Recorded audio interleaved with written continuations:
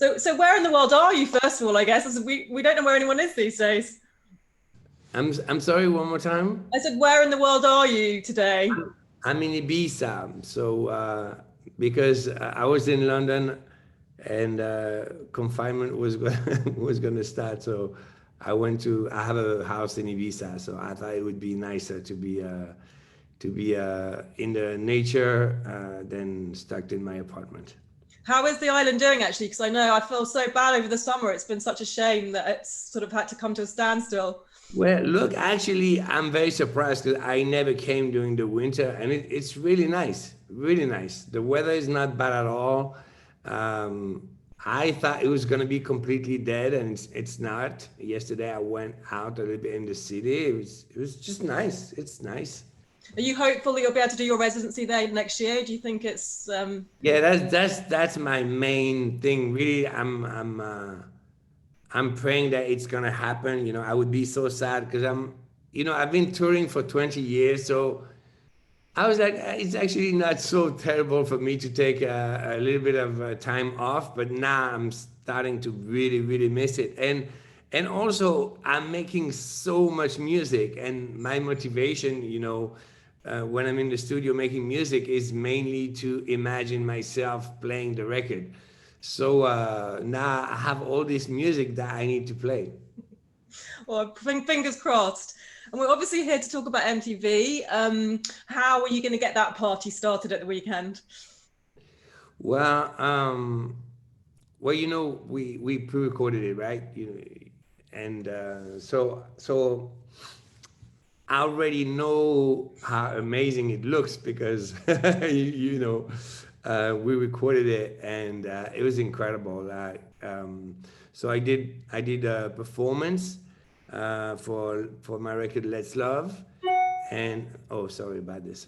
Uh, Wait, how can I silence this? Because I suppose you must have heard.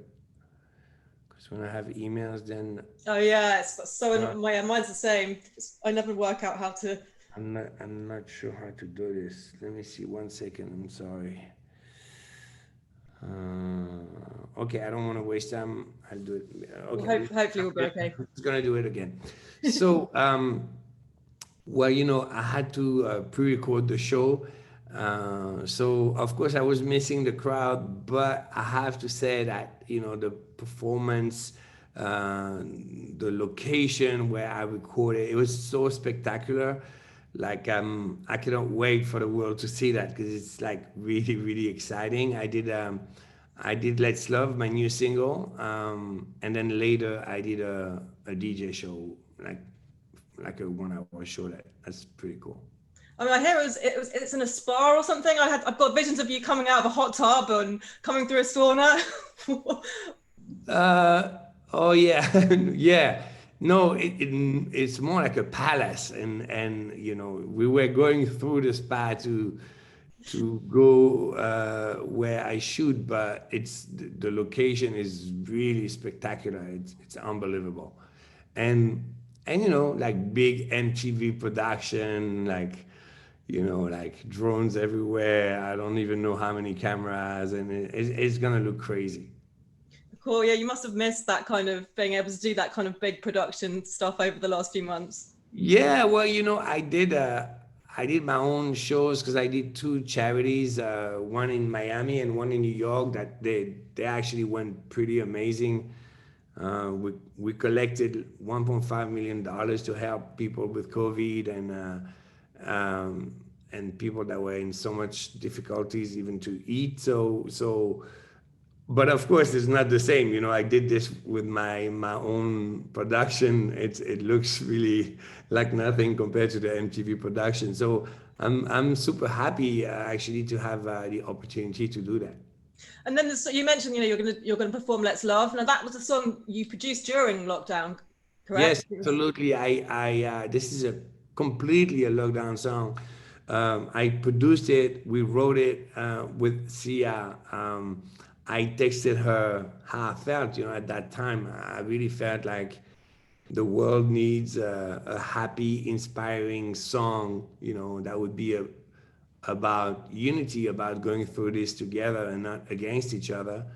And yeah, and it became a song, because she's that little genius. And but it was interesting, because I produced it on my laptop, confined in Miami, and she was at home, and she did it without a sound engineer. She recorded herself on her computer, and yeah, we just did it with our, back to how we used to do it before being famous, I mean, you two are like the sort of dream team now. It's every collaboration just gets better and better. What do you think it is about you two together that sort of creates this kind of magic? What do you have Yeah, together? I don't know. First, less and less artists are songwriters, and this is something that to me changes everything. She's singing her own songs, so when we write together, I know what the final song is going to be. So this is to me very pleasant and exciting. Also, like, I don't know, we just have similar sensibility, I suppose, Yeah, and you mentioned a bit about your performances that you've done during lockdown. How important do you think music has been during this pandemic, sort of generally to people globally? um I think what has been interesting, I mean, for me, first, it was a very one of the most inspired moment of my life, because, of course, I had nothing else to do, and what's a bit crazy when you get successful as an artist is that uh, making music that is supposed to be the essential of what we're doing becomes,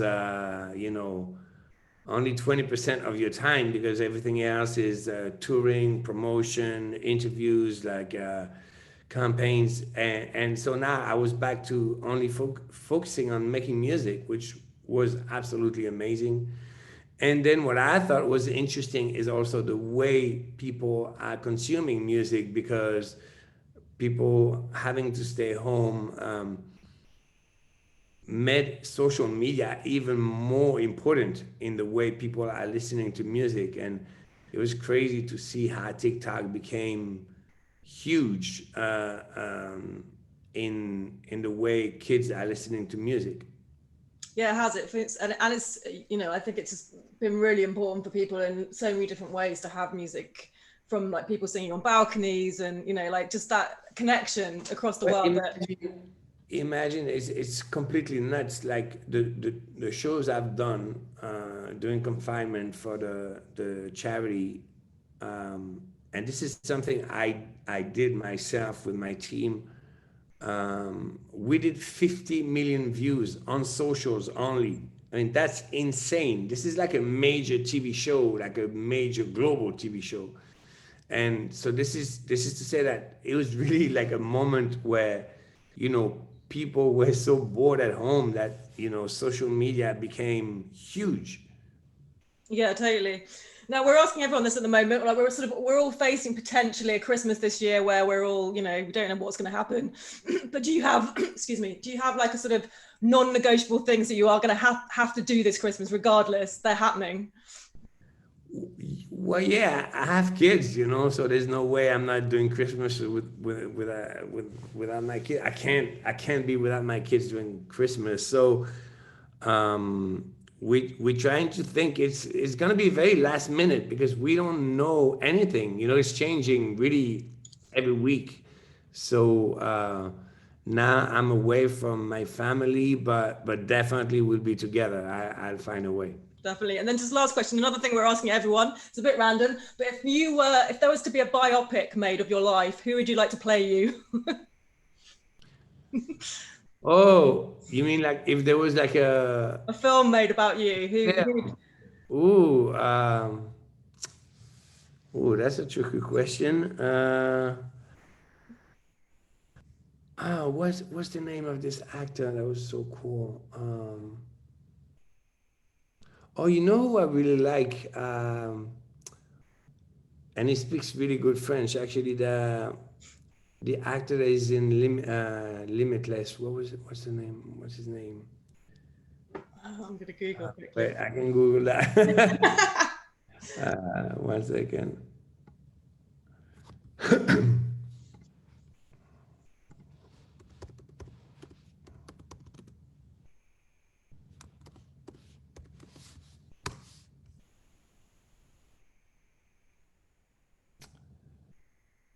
Um, okay, I see his picture and they're not giving the name. Farah just said Bradley Cooper. Yes. So yeah, because I met Bradley Cooper once, and he was such a cool guy, such a nice person, and his French was perfect. I was really impressed. So yes, let's do Bradley Cooper. Love it. Brilliant. Thank you so much for your time today, David. It was great to speak to you. And Thank you. I look forward to seeing your performance on Saturday. And Thank good you. luck with everything and have a nice time in Ibiza. All right, thank you. Take care. Bye-bye.